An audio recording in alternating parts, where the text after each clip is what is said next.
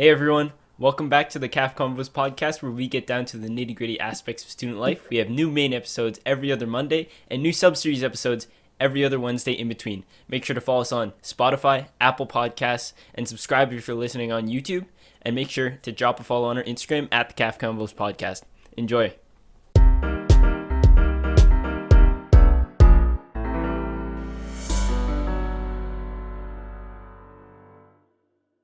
Hey everyone, and welcome back to another cafeteria conversation. I'm Maxwell, and today I'm joined by Nauman and also a special guest slash co-host, our close friend Matthew Ganesh. Hi guys. Yeah, so before we start getting into anything, we're going to be talking about university applications today. So Matthew, why don't you introduce yourself a little bit first, and then we'll get talking. Okay, well, my name's Matthew Ganesh. As Maxwell stated, I'm a grade 12 student. I'm planning on entering an engineering program. And in my spare time, I like to play soccer and build cars, do different things. So, yeah, that's what I do in my spare time. Okay. That's about it.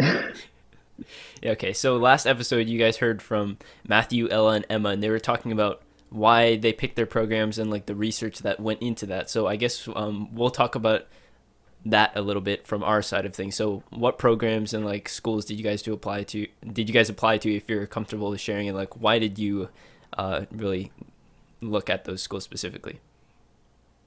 I applied to I stayed in Ontario. I applied to McMaster, Western, and Waterloo.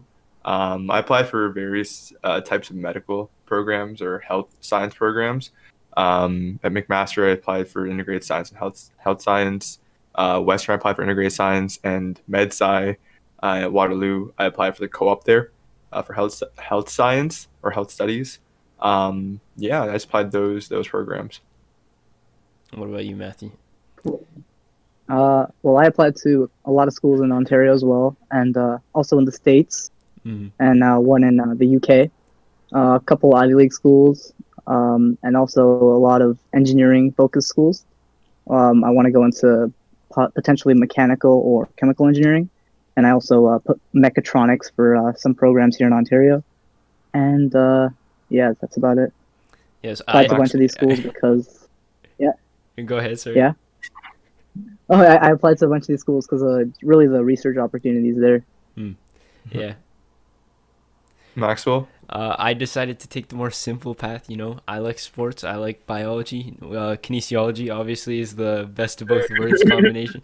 Able to work with athletes, people with surgeries, all that kind of stuff. So yeah, I applied to Western, U of T, McMaster, and Waterloo, and we'll make a decision later down the road when we get to that point. So I guess we'll start talking about the application process. So I didn't have many supplementary applications. Or, well, I guess before we even start talking about supplementary applications, why don't we get into the basics of applying to universities for our listeners that don't know too much about the situation? So I guess like the first step, especially like if you're in Ontario or you're deciding to go into a university in Ontario, is doing your OUAC. OUAC is fun. You just gotta put some personal information down, you know, the basics, name, school you go to, address, the basics, and you gotta just apply to programs. Really, you just browse through different programs in Ontario, pick which one. Your first three programs are free, and then you have to pay $50 on top of each one. No, wait, is it $150 No, for the three? first three are 100. Yeah. Okay, here's the thing.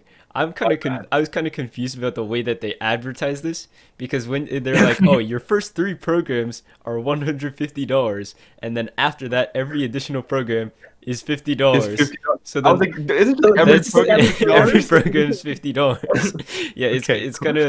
kind of confusing, but it is what it is. I'm tripping, my bad. And then after that, you pay, and then you hope for the best. Really, you get your applications and stuff, and then some of them have sub-apps. Sub-apps are supplementary applications. These are other questions that are asked separately. On top of your grades, what they look at, these. So yeah, does anyone here have any sub-apps to do? I only had one. Yeah, so. I had a lot to do. Yeah. Well, do you want me to go over them or? You can go over a few, whichever ones you'd like, really. Sure. So for applying to the States, there's this thing called the Common App, and pretty much like 90% of the schools in the States use the Common App, but then there's a few other schools that choose to be a little bit extra and have their own application portal.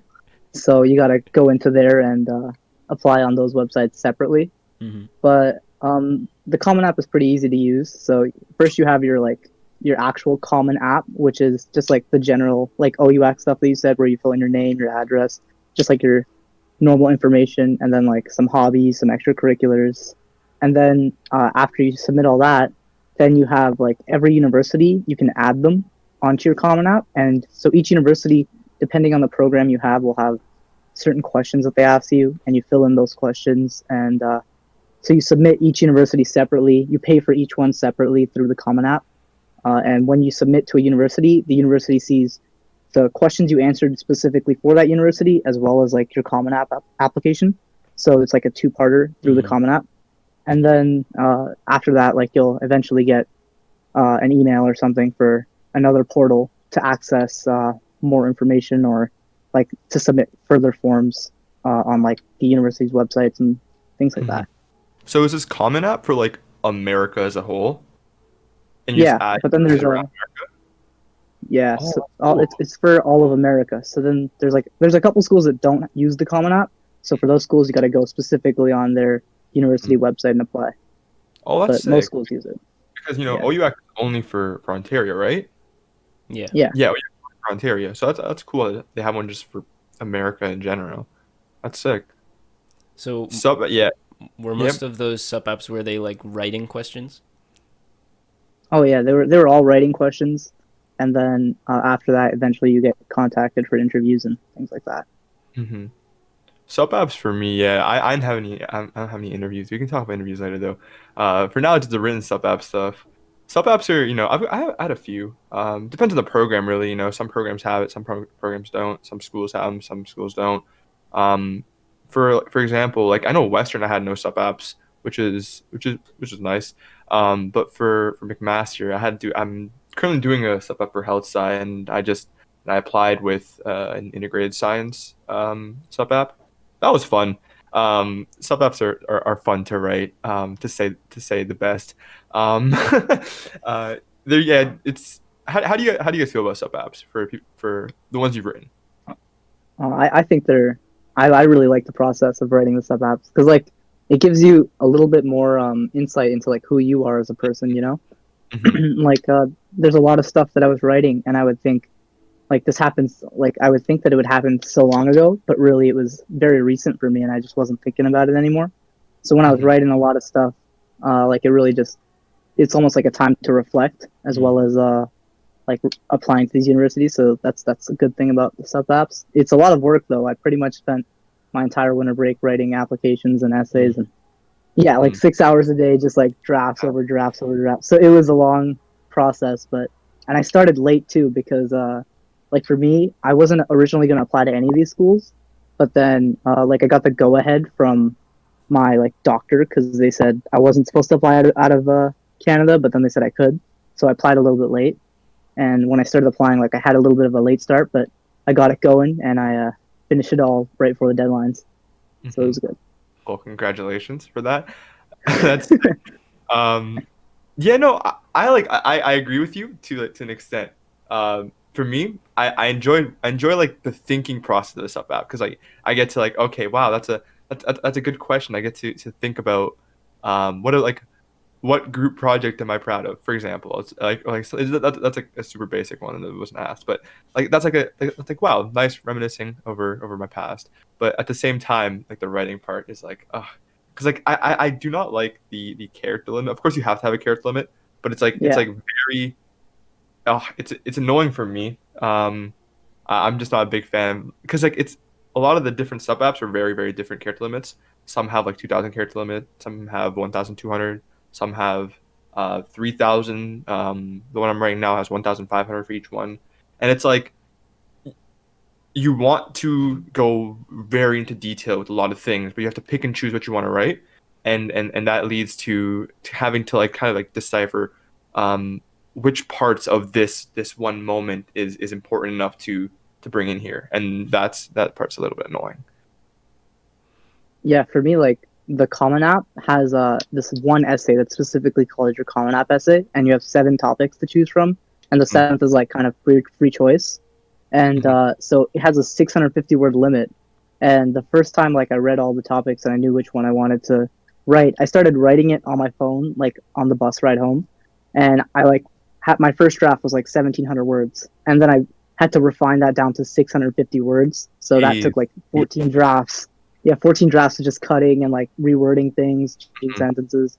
And then by the end, I realized like I had a totally different essay because I was like able to refine the parts that I wanted to like highlight in my essay. And so it was a long process, but like the Common App was a very important part. So I put a lot of time into that. For sure, for sure. Yeah, so I mentioned earlier that I only had like one sub app, and like most of the questions that were asked were more about like specific to school things, like talk about your extracurriculars and talk about why you'd be a good fit for the program in the school. So it wasn't as much like thinking and reflecting for me. It was more just like, how can I make myself out to look like a good candidate for this program in this school? So hopefully that worked out well. But I have actually, I all of our friends in our group right now are kind of working on their sub apps, like applying the similar programs to Namen with like McMaster Health Sci, McMaster iSci, and all of those kinds of applications. So I've offered myself as an editing service, as like the human version of Grammarly, so that I can go through everyone's essay questions and like that to help them out and just make sure like they refine it as much as possible, and it's like the best of their capability, just because I want to do that as a good friend, right? Okay, so yeah, so I'm actually Good guy, Maxwell. yeah. So what you said earlier actually like resonates with me, because I'm reading the questions that they're answering and I'm saying, oh wow, I like this is how I would have answered it, and like this is the way I would approach it and how I would structure it and like all that kind of stuff, and like trying to, instead of like thinking about it for myself, then actually taking it and trying to figure out how I can help represent, or not represent, I guess, but help like edit it and make sure that the passage that's written by whoever I'm editing it for is actually like a very good reflection and depiction of my friend as a student. So yeah. Shout out Maxwell, man. Editing my last sub app. Shout out Max. But yeah, like Maxwell, you touched on having like, trying to like also present yourself. I think that's like super important though. Like I remember like while trying to be like, oh, I'm super humble and like, wow, look at me being such a good dude. I'm also like low key trying to flex. Like it's like I'm low key trying to flex. Like, oh, I'm also in. I've been music council for the past 4 years. So I just got scouted for like a musical. Like I'm just trying to like low key like put subtle hints in while I'm like oh, I also just I love everything about everything. While I'm trying to be like flex low key, but but like I'm pretty sure Waterloo's website says like brag a little on your application. They're literally looking for you to like flex all your accomplishments. Like they want the most elite mathematicians or whatever. So I like the AIF for that reason. Of course, like it's a little bit annoying to like write how many specific hours of specific weeks, but I like that you have to do that though, because it's like you get to flex, like you get to flex all your different extracurriculars and stuff. It's like I pride myself. I feel like it's also a trap, like they're trying to see if you're lying about certain things. And if you're like if your hours don't add up, then they're gonna be like, is this guy telling the truth?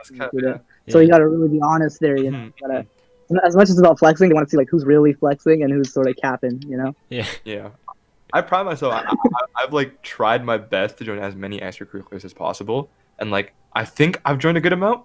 So like I'm like when something like that happens, I'm like, okay, I'm gonna just go off here. I'm gonna just like write every single thing I've been in. But yeah, my application was like a little different. I didn't have that many extracurriculars, but like the extracurriculars that I do have, like I have like higher positions in them, so I have to like do a lot more work just to maintain them, rather than like being on like 10 teams, more like 3 teams, but like captain of 3 teams. So like it's a little bit more like work. So it's like that's what I tried to do instead. More to talk about too, right? But like ninth grade, it was like I joined everything, and then I sort of started refining every year till I eventually like found which ones that I could stick with. Oh yeah, I feel that. I remember in grade 9, I think I tried like I was like, you know what, I might try like Deca. I might try I might try joining like an eco type thing. You know, I'm grade 8. I was super ambitious. I was like, I'm gonna do all. And then I was like, okay, now I'm gonna just stick with classics, music, and then later on I joined SAC. And then I'm gonna just stick with classics and music as my main, and then I'll do like other stuff. But no, yeah, I agree. No, yeah, I feel you. I think a big thing for that is also it's like instead of how many like volunteering things have you done that were like one day for like 4 hours, it's like how many have you gone to and stuck with like over time, right? Like how many hours have you done with like one organization? How many times have you been back? How many like weeks do you go at a time? How many hours do you do there? Like what positions have you held there, and how has your like experience there like grown, right? Because that's like a sense of like loyalty and devotion, because instead of like, oh, this guy's going around to every place that says they hand out volunteer hours to try and gather them for his resume, he's actually like building it up and he's sticking with one place that likes him, and he also, or not he, but like whoever it is, like likes them back and like works with them well, right? Yeah, like I know like a bunch of jobs as well. They kind of they like that a lot. If they see you're in a club or a position for a long time, it's like, oh wow, that's sick. And like I've tried, like I think, like, you know, we can all like kind of figure out one thing that we've kind of like done through that. Like I know Matthew can talk about like for soccer and stuff. I know Maxwell, he volunteer a lot at his church and at his community. And then I know I'm like okay, I've stuck in band for like my past 4 years. I'm gonna just stick with this. I'll flex my band. But like after sub apps, because like we've done sub apps. I know myself and Max haven't kind of had much experience with this. I know Matthew, you've done a few interviews. Interviews are important in the university application process. I know like the other Matthew, the other co-host Matthew, he's done a few interviews. Matthew Ganesh done a good amount of interviews. So do you want to talk about interviews, how to prepare for them, what you kind of expect from them? Yeah, I mean, I actually have an interview today as well, so I'm actually like a little bit more prepped today. But so there's two different types of interviews, I think. There's like the video interviews where they sort of play the question for you, and then you have 2 or 3 minutes to prepare, and then you answer the question. And then there's the like what like a conventional interview is with like an actual interviewer and an interviewee. And so like I prefer the conventional interview because it feels more of a conversation rather than you talking into a screen and feeling like you messed up. And also like sometimes it can be a little bit weird when you transition from the prep time to the actual interview or like the recording session. So it's a little tricky sometimes. And also like the when you have an interviewer, you really feel like you can connect with someone. So like for me, usually to prep for an interview, like I wouldn't say I do much. I try to relax before, and then like I typically do my research on the school, but I have an idea of like what I'm going to say before I even do that. So normally like you want to go into an interview having like a few questions to ask the person as well, like not just like sitting there and answering a bunch of questions. And so there's usually one question that always pops up. It's like, why this school, right? Like, why do you want to come here specifically? And so that's the question that you really got to take your time and like be careful when you're considering an answer, because you don't want to give like a generic answer that might make them feel like, oh, you could apply to any school and get the experience that you just talked about. So you kind of need to like, you really need to know the school. And like for a lot of the schools that I applied to, each one like had a different reasoning as to why I wanted to apply to that school. Some of them were like personal, some of them were more just for, you know, to challenge myself. And so like I really wanted to see like what was really like involved in the application process of like applying to all these schools, because eventually like I would like to get a master's or a PhD or something of the sorts. So you know, I'm gonna have to be applying in the future as well. So interviews are definitely going to be a big part of my life. So yeah, so I really like research the schools, and like the best place to start is obviously the university website where you get like the most accurate information. And then then you can start by like, maybe if you know anybody who goes to that university, you can contact them, you know, get a feel of like their opinion, like what they think of the school. And then eventually like you could search the internet. There's tons of people online who write, you know, their own experiences in the schools, and you also have to like keep in mind like when these people wrote about it, because something written 10 years ago might not be as accurate as something written like last year. So you really got to pay attention to that as well. So yeah, like a lot of these schools, most of like the schools that I applied to, they all had something highly unique about them. And so sometimes I didn't want to talk about that necessarily because I felt like everybody would talk about that, you know? For sure. So what I would do is I would mention it, like I wouldn't disregard it, but I would also like find a reasoning why I wanted to go to that school that I feel like wouldn't really be talked about as much as, like, for example, let's use Duke as an example. Duke has a really nice like architecture and cathedral, and like their building is like really unique. So like I feel like a lot of people would talk about going there, and just the experience of like seeing Duke and all that beautiful architecture might inspire them to study or something like that. So I mentioned that, but I also talked about like other things about Duke, like the reasonings why I wanted to go there, study there. So a lot of different things that you can talk about, but like you want to make sure that while you're staying unique, you don't just like find the one thing that's unique about the school and like milk it in a sense, because that's sort of what everyone's going to be doing. Mm-hmm. For sure. Yeah. Yeah. Wow. Like I haven't had to do any interviews for school, but like you can take that and kind of like relate it to like a job interview in a sense. You know, you gotta like kind of like prepare, and you gotta like research the program and stuff like that. Not program, I mean research the job and like understand. I think once you have an understanding of like what you're applying for, it's much easier. And like I agree with you. Before I get to this, I want to please the people who may not know what a video interview is. Matthew touched on it a little bit. Just quick like rundown. It's basically just like you have like they ask a question like with a video, and you have like a little bit of time, like a minute I think, to like prepare, or like 2 minutes to prepare, and like 1 minute to speak, something like that. And they just do that a few times. But with that being said, I too like much prefer the conventional interview when you have a person. It's just so much easier, like, you know, like talking to someone, understanding someone. You feel more comfortable. It's like, well, at least in my personal opinion, I feel more comfortable. I get to like have like a connection with them, and then get to, you know, like as you said, like read body language, read how they're feeling about your question. You don't know if you like, it's less stress for you. But yeah, no, I agree with you. Yeah, and also like when you're talking to these people, like these like the people who are interviewing you, like it's kind of inspirational because like some of these people are alumni, or most of them are alumni, and when you see like the things that they've accomplished, and you like compare it to your life, especially since we're so young, like it gives you a sense of like what you want to potentially do. And so like some of these people, like I've talked to them, like the interview was supposed to be 30 minutes, ended up going on for like 2.5 hours. Dang. Like, and we just talk about like so many different things. Like one guy, we just had this shared interest in cars, and like I was talking about the Porsche 911, and he owned that exact car, and we both just started talking about that car. I was explaining all the mechanical details about it, and he was like so impressed by that. And then he was like, "Oh, if you ever want like a job in this, like contact me. I'll get you involved in it." So like basically, they offer like other things as well. It's just like meeting an alumni. You can also make like new connections with new people, and so another thing, like one of the other people that I spoke to was like a really big entrepreneur, and he was talking about his success doing like a dual degree. So he did like engineering and business together, and he was talking about how he used that to like invent something and then start a business. So I thought that was like, you know, that's exactly kind of what I wanted to do, because like you can always build something, but if you can't really get it out there, then it's not going to do anybody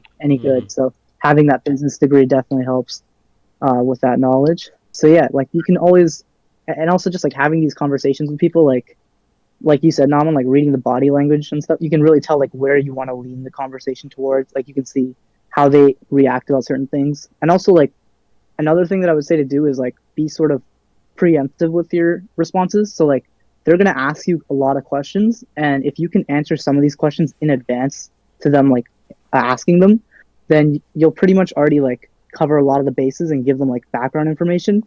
And then going into the, like when you're actually answering that question, you can more talk about like details rather than like a generic response, right? And that's kind of like what makes your application really stand out. And like just it gives you a lot easier ways to like find a way to connect with the person. And like you don't want to like research your interviewer beforehand or anything, because that's like a little bit too much, but you kind of want to just like see if you have a genuine connection. And sometimes you might not, but you still want to make sure like the interview goes smoothly. So you got to be like respectful and like formal. Gotta, you know, there's certain ways to address them. Some people are like more relaxed, and they'll be like, oh, you can call me Dan or something, right? Other guys will be like, oh, you can refer to me as Mister.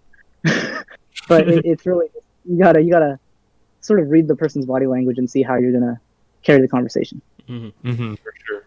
So you said one key word in there that stood out to me. That was connect, right? That's really like what you can do with like normal interviews.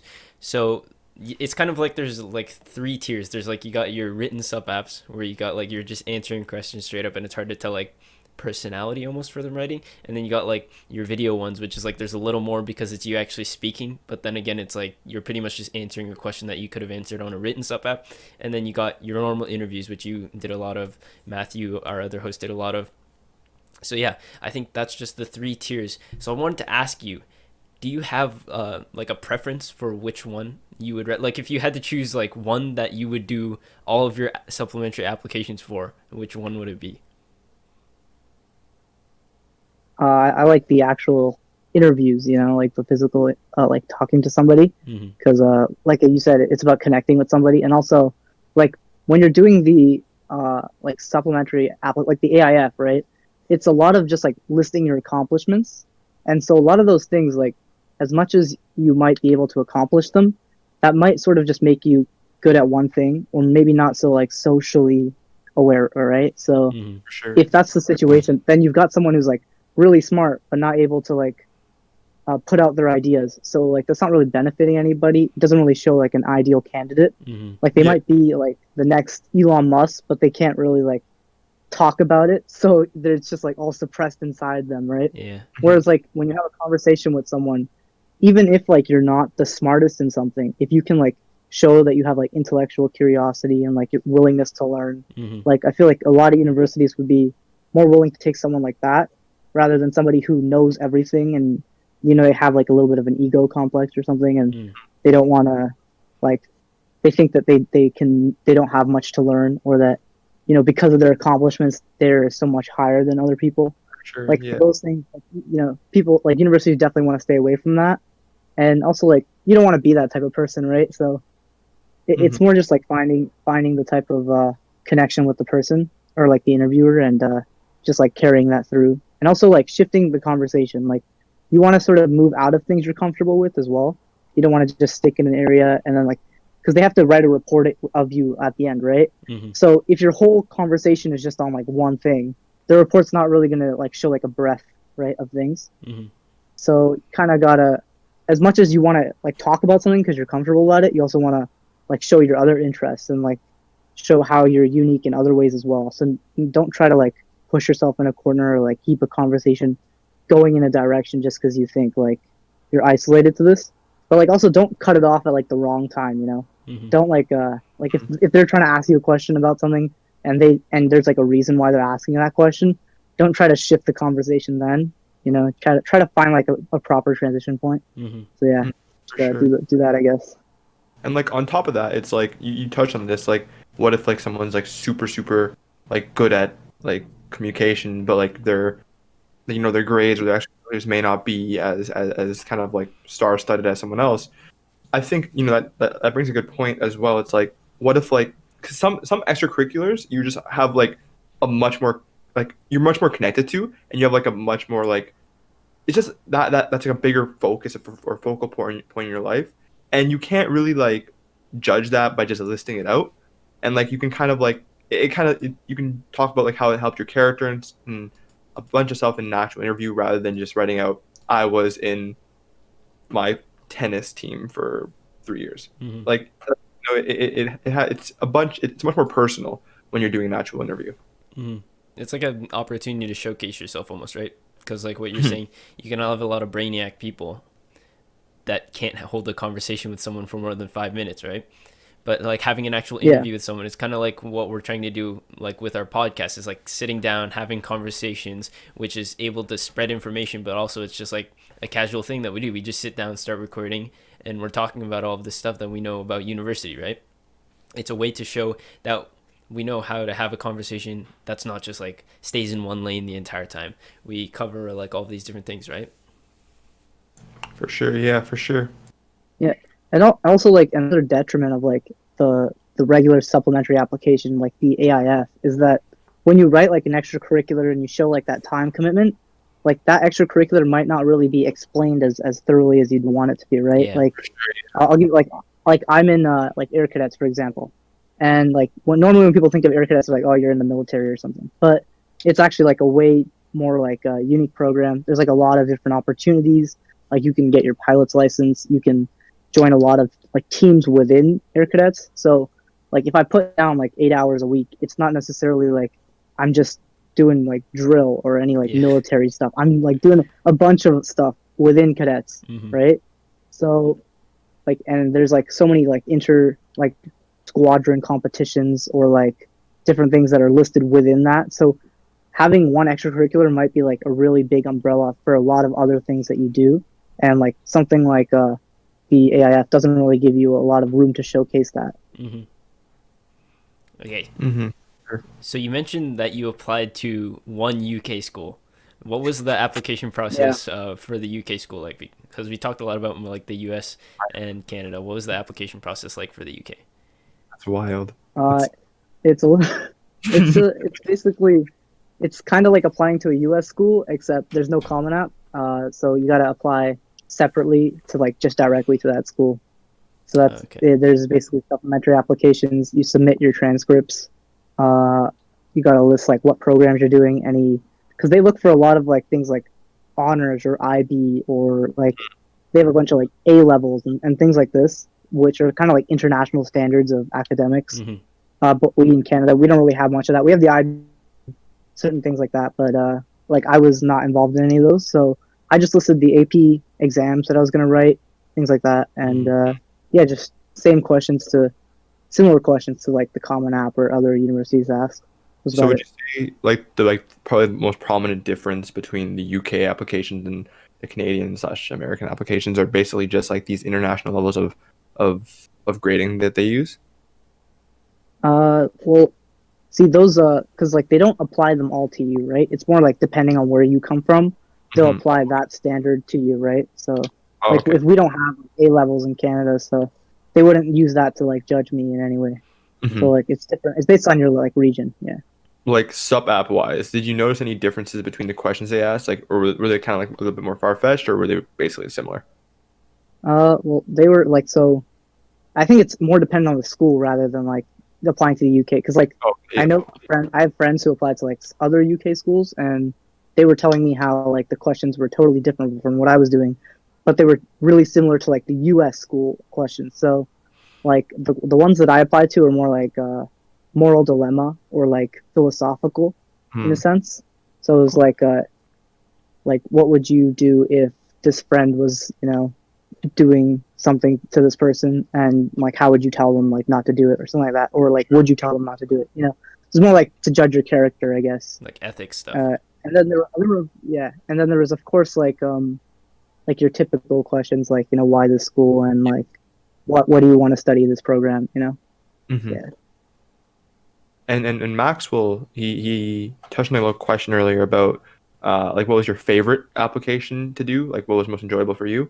But on sub app, video interview, and I guess like in person interview, what do you think would be like, in your opinion, the hardest of all three?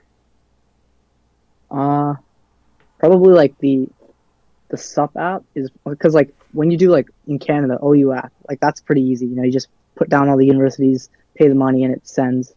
So that's kind of like the easiest part. But then I'd say like for US schools, the Common App is it's not difficult like by any standard. You can just like write generic essays and submit it. But if you want to do like a quality application, it takes a lot of time. Especially like if you put a lot of schools in, you're gonna have to write maybe like each school 3 to 4 questions, maybe like 250 words to 400 words for each question. So it's a lot of work. And some schools, like the questions they ask are not really like they're kind of like very like unexpected questions. So like they want you to list like your book list of things that you've read in the past like 6 months, or like the movies that you enjoy watching. Like they're just so random. So you're not really expected to. You kind of just have to take the time to like really gather all the information, see what you want to write about. And it's also about like brainstorming for every question, because there are a lot of questions that are like similar, but then you don't want to write about the same thing over and over and over again, because you kind of have different word limits for each, so you might not be able to elaborate as much in like on a topic that you should be elaborating more in. Because like you don't want to take something really serious and just sum it up into a few words, and you don't want to take something really like not or jokingly or not as potent of a topic and just like over exaggerate it. For sure. So you kind of want to like find the topics that fit to the questions that you're responding to. Mm-hmm. Yeah, I'd agree with you there. I think the hardest would probably be, in my opinion, the sub apps as well. Because on top of what Matthew said, it's like I kind of feel like I'm pretty good at interviews. I like being able to talk to someone, kind of just show how I can talk to people on top of my extracurriculars and grades. And I think being in having a sub app position on top of me not being the best at writing essays, it's just like it's so much room for like for me overthinking. Like I overthink kind of like, oh, I know this is not perfect and I know it can get better, but I do not know what to do with it to get better. And it's like it's like a cycle of just like, oh, I'm stressing. Well, in an interview, you do it, you're done. And it's like you can kind of judge whether the person is enjoying it, and stuff. You don't have much time to kind of like review everything you're saying during the interview. And it's just like I think the sub app gives a lot of opportunity for just it gives a lot of opportunity to have people who what I'm trying to say, I guess, is like as a person who thinks I'm a better speaker than I'm writer, I think it's just not in my ballpark. Maxwell, what do you think? What would you enjoy? What do you think is the hardest of all three? I mean, If you were having not if you done were any of the three, I'm but assuming if you were to put in the position, what would you think is the hardest? if I was to put in the position, I mean, just judging based off of like looking at the kind of questions you were answering on your applications that I was going through and editing, I think definitely like I do have to agree with you guys on the written ones, because one thing I was noticing is like you have to try and convince like whoever's going to be reading and reviewing your application that you're a good candidate for their school through your writing, right? And like sometimes that's like a hard thing for people to do, because something that we've like become accustomed to doing is kind of like writing catered to who you're supposed to be writing for. So like sometimes you're gonna have those English teachers. I think me and Naman were talking about this before. You have those English teachers who are like super like free form, like just write whatever you want, like formatting doesn't really matter. And then you have those teachers who are strict, like cite everything exactly like this, and the margins have to be exactly to this plus minus 0.01 and whatever and stuff like that. But it's like we've become accustomed to kind of changing our writing styles according to like who we're writing for. But now all of a sudden it comes to these like big philosophical questions that are making you think in these scenarios, and you don't really know who you're writing for, right? So you have to try and like all you can really do at that point is try and write to like figure out a way to express yourself in the best way so that they can read it and they can judge your character. Like in a personal interview, you can do that through like talking and how you lead the conversation and the direction of the conversation, stuff like that. But when you're writing, it's a completely different story, right? You have to like it's like sentence structure and how you use like literature what's the word? I can't even speak literary devices. This is why I'm not writing any sub apps, man. Okay.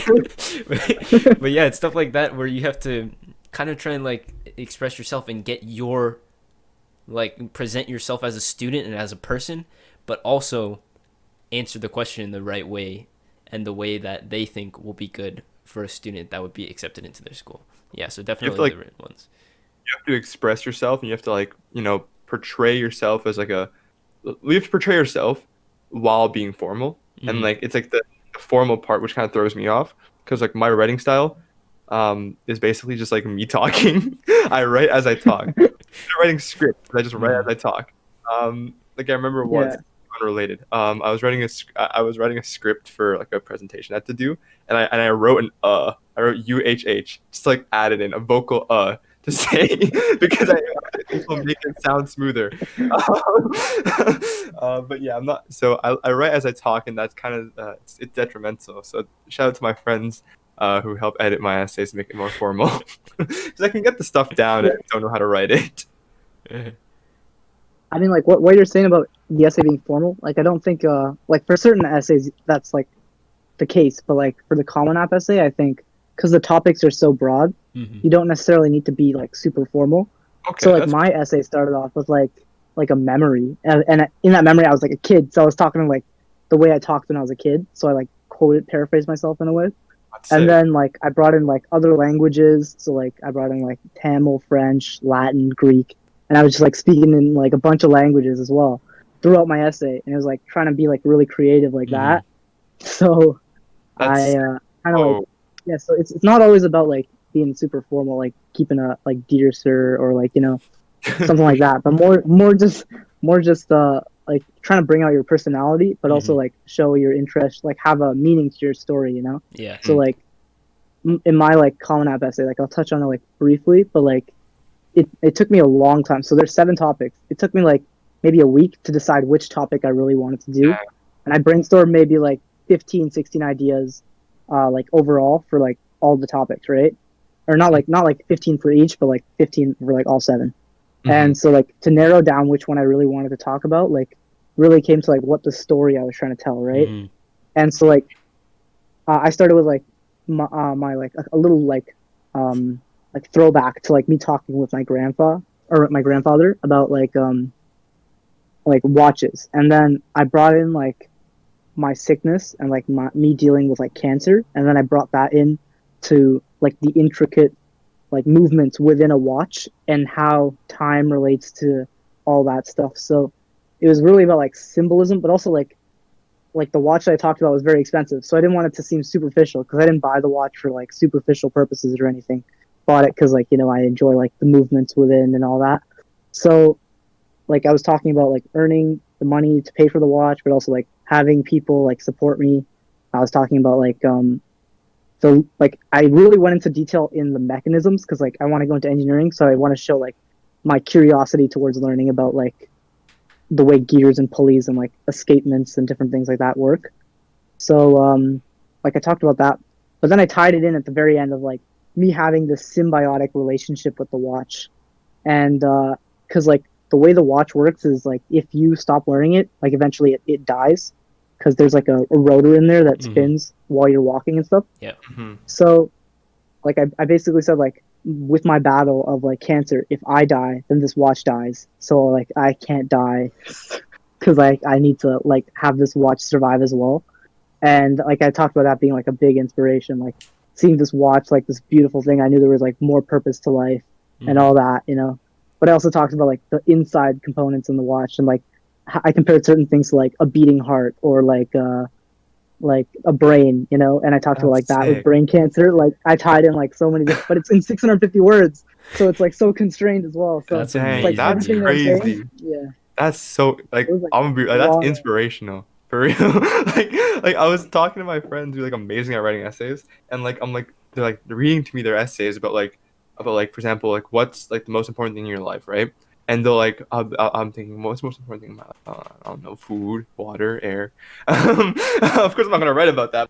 I'm thinking, and they give me like this like crazy like super like symbolistic thing about like music and grandparents and everything. It's like wow, that is so inspirational. Like that's so cool. That's sick. That is so cool. Wow, dang, that's amazing.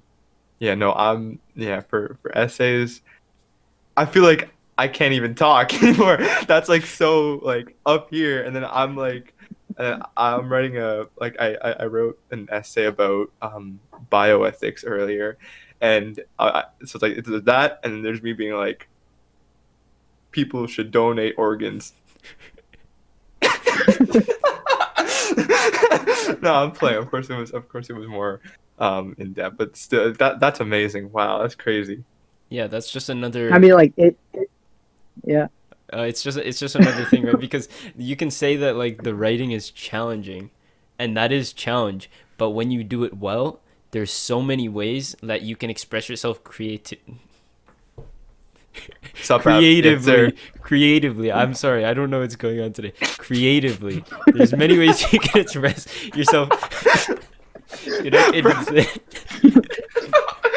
No, I swear to God. Okay, this is a quick little thing. But can you have like a counter? Like over the past how many like videos we've had with Maxwell and LP, he said, I don't know what's happening with me today. Because I swear he says it in like every episode. But continue. Yeah, there's so many different ways that you can creatively use your There we words go. and like different literary devices to be able Yes, to sir. like get a completely different message across than like the common approach would just be like, why do you want to go to this school? I want to go to this school because like, what is your favorite memory? My favorite memory is this, because there's so many different things you can do, like what you're Mhm. mentioning with like bringing in all this symbolism and connecting it with different aspects of your life. That's it's inspiring, man. Inspirational. Not like, you know what I took for inspiration, like, you know, what's the Christopher Nolan, you know, his like movies, Yeah. like Tenet or like Inception, where they like everything ties back in the very Mhm. end, and like Mhm. there's so much like so many like subplot. Like I tried to do that, but like in 650 words. Yeah, Mhm. So like that's why like the first full draft that circle was everything. 1700 Yeah. words was totally different, right? It was like I didn't even talk about the watch. I just talked about like dealing with cancer. Then I brought in the watch. Then I brought in like earning the watch. Then I brought in like tying that to like me being a symbiotic relationship with the watch. Like That's sick. so it was like to bring out like the real story. It took like a long time, but like Mhm. when I finally got it down, after it took like 14 drafts, like at least like 3-4 weeks of just No, writing 650 words over and over and over imagine. again. That's crazy. Yeah, And like all of that in 650 words. That's wild. yeah. That is so It's cool. That is so and especially like I'm the type of person that like I write like really long. Like if the teacher sets like a 2,000 word limit, I'll go like 3,000 words, and I'll be like, Miss, you gotta allow it, you know? Like that's what I do. But like to cut something down to 650 words, where like I have to be at. So my essay was exactly 650 words, and like Damn. it took so long just to bring it. Like I remember the day before it was 715. I was like, I'm never gonna get this down, and then like 30 minutes before the deadline, I'm like cutting words out, changing like sentences, That's wild. like That's I was just wild. like But last that's minute. crazy. Yeah. Yeah, you gotta send that Dang. over to us so we can No, give it a I'm trying to read. read this. I'm trying to read this. Cool. That's crazy. Yeah. But we can talk about that later. I guess just kind of like closing this off. We've talked a bit about sub apps, interviews, just different places we've applied to. I guess kind of closing this off, just talking about career paths really. What we're trying to go into here. Why 'cause we're doing a lot of work. Grade 12 is stressful. Trying to do all this stuff, trying to last minute writing all this stuff, cutting characters, cutting words. I guess what are you guys trying for this? Like, this is gonna pay off. What do you guys hope for this to pay off to? Well, eventually, I guess I want to go into like a research position, or like into something off of engineering, and like potentially work in maybe the automotive industry, because like not to design vehicles. And like I know that now a lot of the cars are going into like electric or like hydrogen fuel cells, so maybe developing those technologies with a chemical or mechanical engineering degree, that as well as like continuing my education to get like a master's, a PhD eventually. That would That's be sick. potentially what I want to do down the line. Yeah, and also maybe like also get like a law degree, so I can like also work in like policy and like help change a lot of these policies in different places in the world where like electricity is maybe not as accessible in that voltage that's needed for those vehicles, or like different things like that. So it's really just like mixing politics and engineering and like research all together. So maybe like start my own Sick. company or like my own research firm to do those things. Yeah. That's sick. That's sick. Maxwell? Well, I mean, the start is kinesiology, and then right now I'm looking at like physiotherapy, chiro, like rehab science, like that, those kinds of fields. But medicine's always an option. Who knows where undergrad Who will take knows? me? Well, maybe I'll Who just knows? one Dr. day, Maxwell. maybe one day I'll just sit down and decide I could probably do the MCAT and start studying that. So yeah, we'll see. We'll see where that goes. Yeah. What about you, Naman? No, yeah, I'm pretty similar. Not the whole kinesiology, but kind of like, you know what? Maybe I'll try it out. Kind of just like I'm going into the sciences. I do want to go to med school. That'd be really sick. The end goal really being a family doctor. Um, Mostly just because I like making relationships with people. I think the relationships I'll make with families. I like working with people of all ages, and I'll be able to. I think that's like the most ideal job for me. But at the end of the day, I know that I know that there's like a lot more that comes with life, and there's a lot more opportunities in the world. And I'm excited for university for that specific reason, really, because it's just like I get to kind of like go through and sort out and be like, oh, there's pros and cons, really, with all these different programs and stuff. And there's a lot of programs, a lot of opportunities, really. So at the end of the day, it's really just we'll see. Yeah. Looks like I'm going to be going to Dr. Nauman and Dr. Maxwell in the future. We'll see where we end up. We'll Let's see. see. Let's see. Yeah. So I think that's all we have for this episode today, talking about university applications. Matthew, thank you very much for joining us. It was a pleasure to have you on. Yep. Thank you. So if you guys are listening on Spotify or Apple Podcasts, make sure to drop a follow. If you're watching on YouTube, make sure to hit that like button and the big red subscribe button right below it. Check us out on Instagram at the CAF Convos Podcast. All of our social links are in the description below. Thank you for tuning in, and we'll see you next week. Bye. Bye, guys.